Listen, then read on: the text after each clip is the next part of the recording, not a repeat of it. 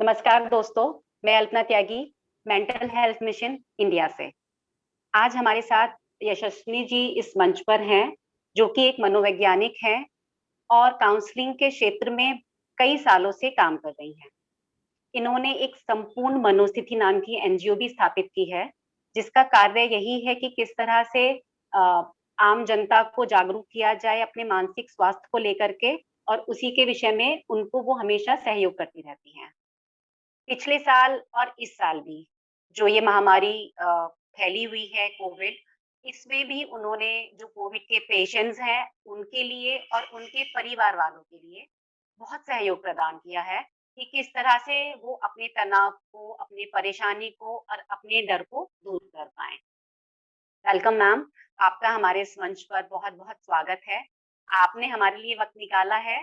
Thank you so much for this. आज हम अपनी व्यूअर्स की तरफ से आपसे कुछ क्वेश्चन ज़रूर पूछना चाहेंगे। मैम, ज़रूर। हमारा सबसे पहले तो बहुत-बहुत शुक्रिया मेंटल हेल्थ मिशन इंडिया का।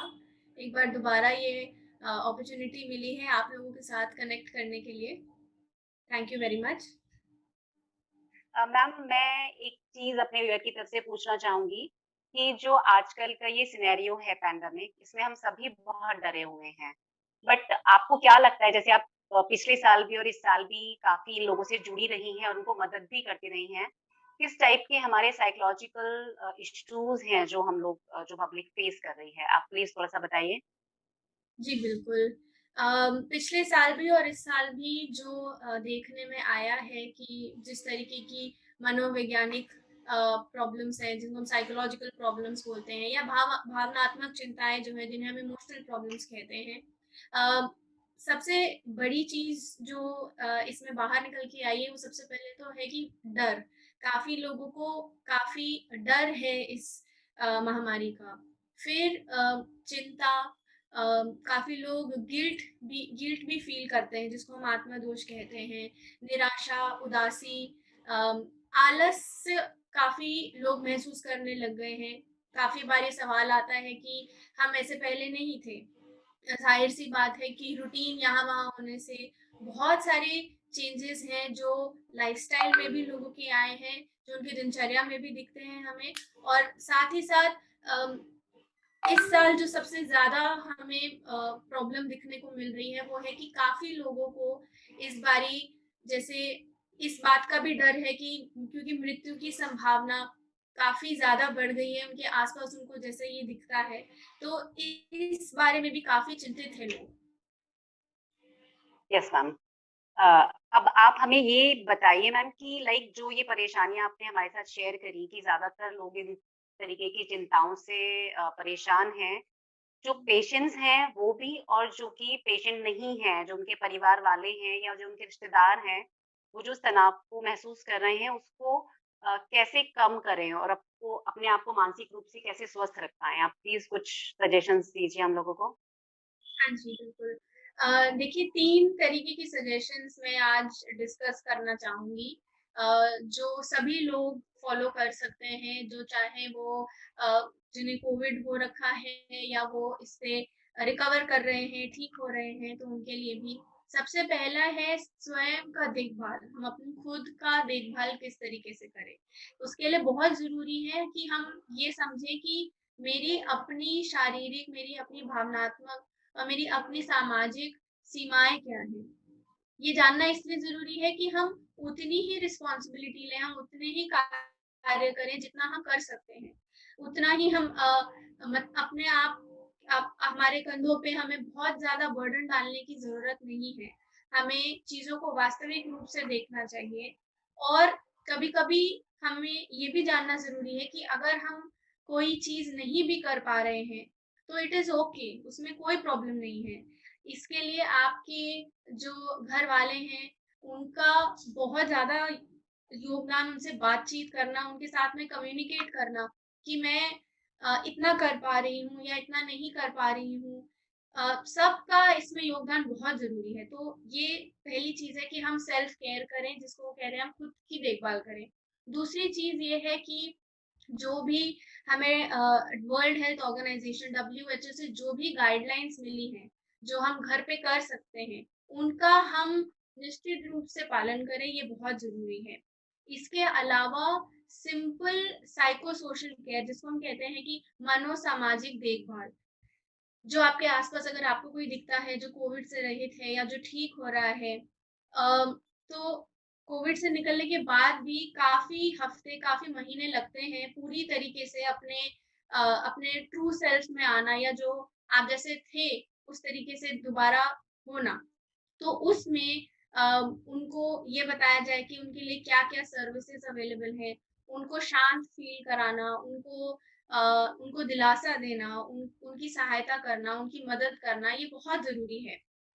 मदद सिर्फ़ ऐसे ही नहीं कि जैसे आजकल काफ़ी लोग जो हैं खाने खाने की बहुत सारी सर्विसेज़ आ गई हैं जो उनकी हेल्प कर रही हैं।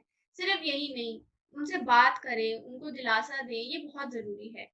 और इसके अलावा अगर हमें ऐसा लगता है कि मेरा तनाव या मेरी चिंता मेरे घर वाले नहीं समझ पा रहे हैं या मैं उनके साथ डिस्कस नहीं कर पा रही हूँ, तो फिर बहुत ज़रूरी है कि हम प्रोफ़ेशनल हेल्प लें।